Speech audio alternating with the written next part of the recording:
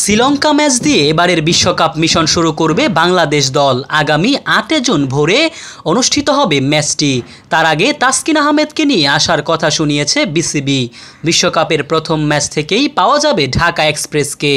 বিশ্বকাপের দল ঘোষণার আগে সাইড স্টেইন ইনজুরিতে পড়েন তাসকিন আহমেদ। এরপর দ্রুত সেরে ওঠার প্রত্যাশায় তাসকিনকে নিয়ে দল ঘোষণা করে বিসিবি। যুক্তরাষ্ট্রের বিপক্ষে দ্বিপাক্ষিক সিরিজ এবং ভারতের বিপক্ষে প্রস্তুতি ম্যাচে মাঠে নামতে পারেননি তাসকিন। তবে বিশ্বকাপের প্রথম ম্যাচেই মাঠে নামবে বাংলাদেশের সহ অধিনায়ক তাসকিন আহমেদ। লঙ্কান ম্যাচকে সামনে রেখে পুনর্বাসনের অংশ হিসেবে সোমবার বোলিং অনুশীলন করেছে তাসকিন। পরে তার সর্বশেষ অবস্থা নিয়ে সাংবাদিকদের সঙ্গে কথা বলেছেন বিসিবির ফিজিও বাইজিদ ইসলাম, যেখানে তিনি জানিয়েছেন 5 জুন থেকে পুরোদমে বোলিং শুরু করবেন তাসকিন। সোমবার সাংবাদিকদের বিসিবি ফিজিও বাইজিদ বলেন, তাসকিন অনেক উন্নতি করেছে। আজ আউটডোরে বোলিং করার পরিকল্পনা ছিল। যেহেতু বোলিং করার পরিকল্পনা করেছে, তাকে এই কারণে ইনডোরে আসা। 5 জুন তার পুরোপুরি বোলিং শুরু করার কথা। সেটা দেখে বলা যাবে 7 জুনের ম্যাচে ওকে পাবো কিনা।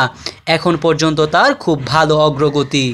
শ্রীলঙ্কা ম্যাচের আগে তাসকিনের সেরে ওঠার সম্ভাবনা রয়েছে বলে মনে করেন বাইজিদ। তার প্রত্যাশা, শ্রীলঙ্কা ম্যাচের আগেই শতভাগ ফিট তাসকিনকে পাওয়া যাবে। বাইজিদ বলেন, তাসকিনের সম্ভাবনা খুব ভালো, এ কারণেই সে বিশ্বকাপ দলে আছে। এ ধরনের চোট 4 সপ্তাহের মধ্যে সেরে ওঠে।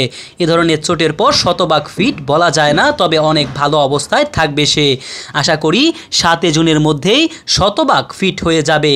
এদিকে ভারতের বিপক্ষে বিশ্বকাপ প্রস্তুতি ম্যাচে হাতে আঘাত পান শরীফুল ইসলাম, যার কারণে তার হাতে 6টি সেলাই পড়ে। সেই ইনজুরির কারণে শ্রীলঙ্কার বিপক্ষে খেলতে পারবেন না শরীফুল। এখন শরীফুল ইনজুরিতে পড়ায় চিন্তা বেড়েছে বাংলাদেশের টিম ম্যানেজমেন্টের। মোহাম্মদ সায়েম সরকার, নিউজ বাংলাদেশ 64।